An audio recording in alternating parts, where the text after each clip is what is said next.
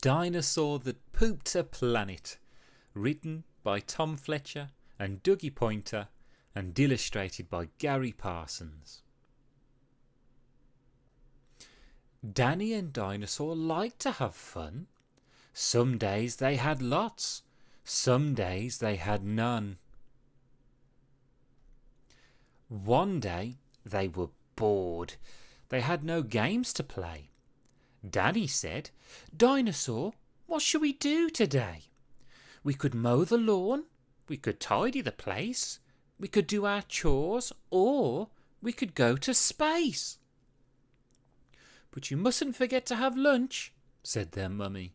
"You cannot have fun without food for your tummy." So they packed a packed lunch for the Science Museum, where rockets were kept if you wanted to see them.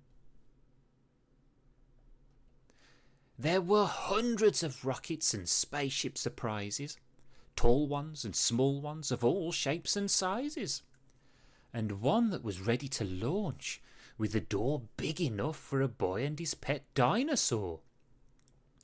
They ignored all the warnings. They couldn't care less. They pressed all the things they shouldn't have pressed. T-5, 4, 3, 2, 1, ignition! They started their intergalactic space mission. They flew higher than houses and buildings and cranes, much higher than birds, even higher than planes. "We're in space!" Danny yelled as they floated around. But the dinosaur's tum made a rumbling sound. "Is it time to have lunch?" Danny looked at his watch. Then he looked all around for the dino's lunchbox. Danny started to worry, then started to panic. They'd left their packed lunches back home on their planet. So with no food on board, not the smallest of crumbs, a disastrous dinosaur feast had begun. It gobbled up gadgets and gizmos galore. Nothing was safe from the space dinosaur. Robots and ray guns and blinking red blinkers, eating things thought up by NASA's great thinkers.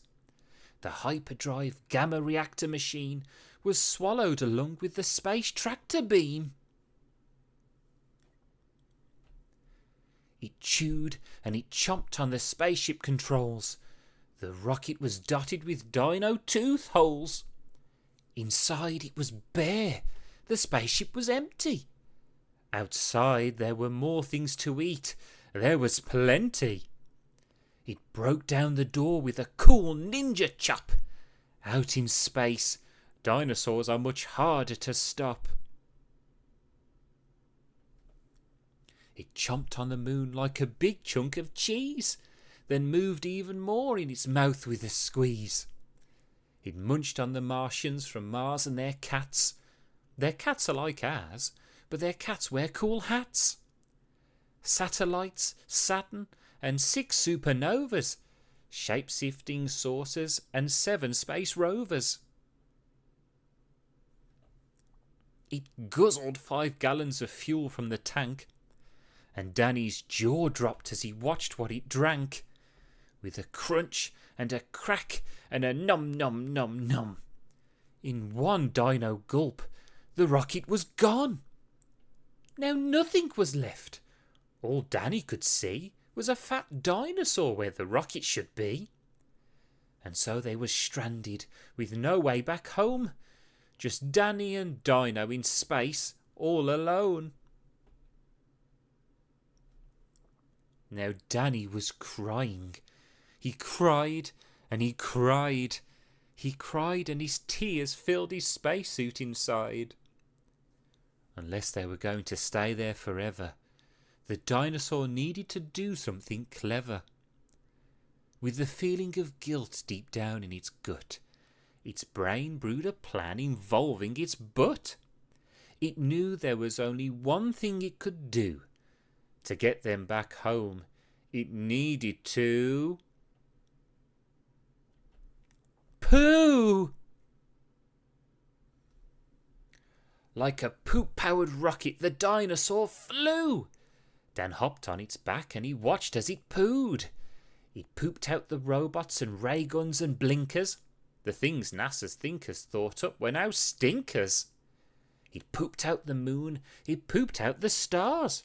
It pooped the space rovers and Martians from Mars.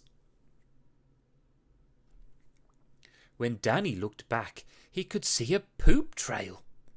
From the far out in space to the dinosaur's tail. They headed for Earth and they started to orbit. It pooped on the clouds, but the clouds just absorbed it. They flew past the buildings and streets of their town, leaving the houses all smelly and brown, and finally landed back down on the ground. "Hooray!" Danny cried. "We are home safe and sound."